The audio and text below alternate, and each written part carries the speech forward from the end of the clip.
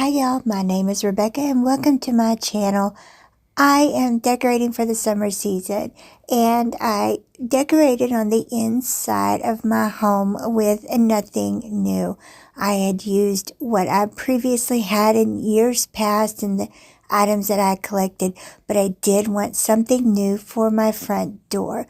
So I'm going to use 6 rolls of yellow Deco mesh that I purchased at the Dollar Tree back in the fall and 1 roll of the black Deco mesh from the Dollar Tree that I purchased during the Halloween season. I'm using the bicycle wheel wreath form from the Dollar Tree, and my idea is to make a cool emoji wreath. Now, I used a little cutting mat from the Dollar Tree as kind of a template on how to measure my Deco mesh, and so it is 6 inches in increments. However, I go about a ½ inch on either side, so about 7 inches in total is what I cut my pieces of Deco mesh. Now, I do my chenille stems just a little bit different. I always reach in and grab a handful. I get them at the Dollar Tree. They're 45 for $1.25, and then I cut those in 3 sections. And so I don't use even a half of a chenille stem when I am tying my Deco mesh onto the back of my wreath form, because I feel like it is wasteful, and I really hate to be wasteful. So I only use a very small piece of the chenille stem to tie my bundle together and attach it to the wreath form. I'm going to roll my Deco mesh up into a small roll. Now, I will tell you, I struggled with this black Deco mesh. It was stringy and it was ravelly.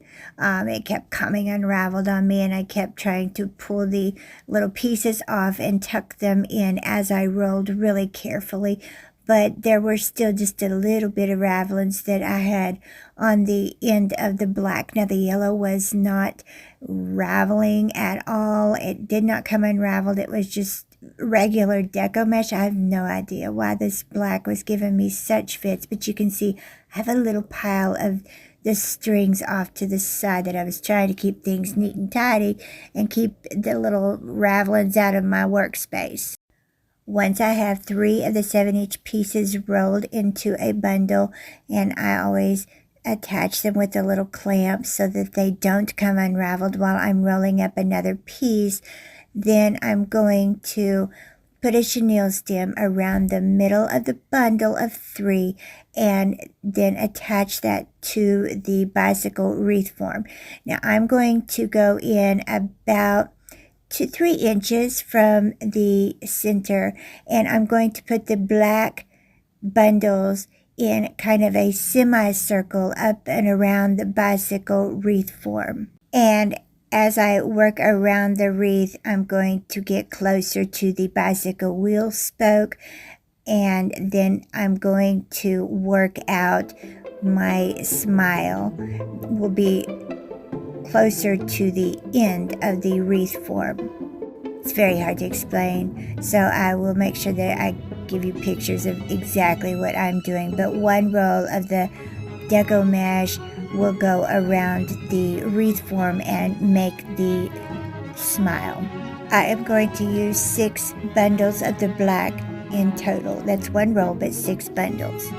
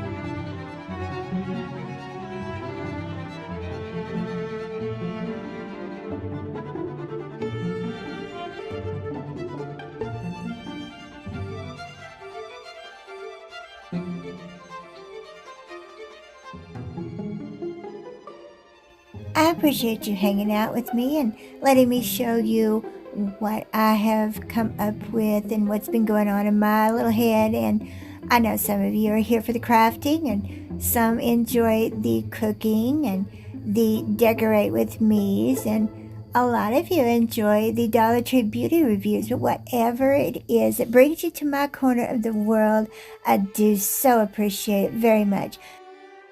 Don't forget to subscribe and hit that bell so that you know when I've uploaded my next video, and give this video a thumbs up.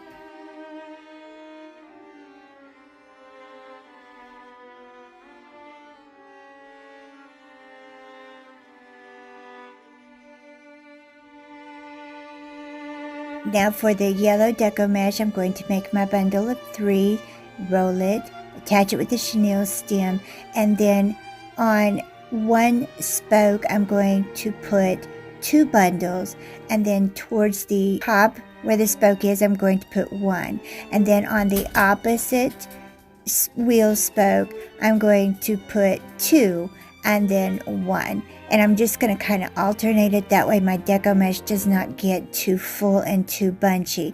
The only place that I'm going to put deco mesh at the bottom of the wreath form, every other spoke section will be the exact bottom, but up at the top I did not put any deco mesh. I left that plain.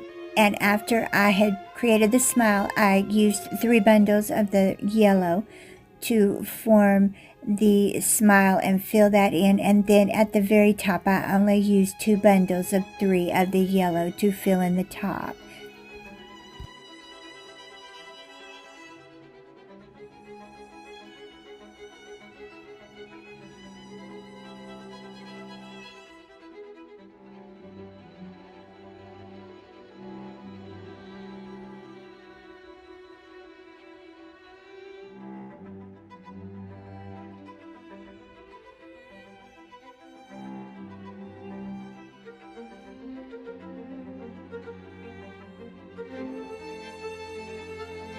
I found some sunglasses at the Dollar Tree that looked exactly like the Emoji sunglasses, and so I'm going to use these sunglasses.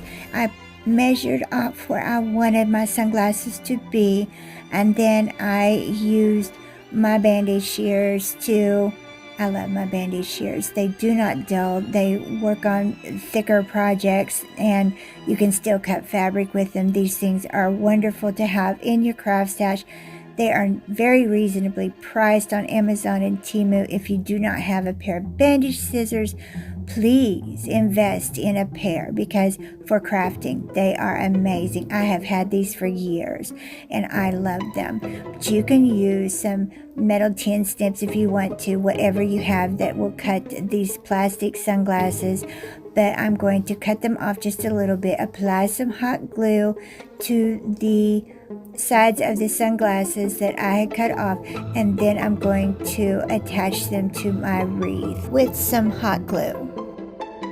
Now, I do decorate for a patriotic theme all throughout the summertime, from Memorial Day to the 4th of July, and so I did stick a little American flag in the top of my emoji wreath, and then I hung it over a Dollar Tree door banner. And I thought that it just added the right amount of color, the right amount of summer, and it gave my front door a very patriotic vibe. I absolutely love how this wreath turned out, and if you recreate it, I hope that you enjoy it too. Thank you ever so much for watching Crafts, Laughs, and Chaos, and I'll catch you in the next one.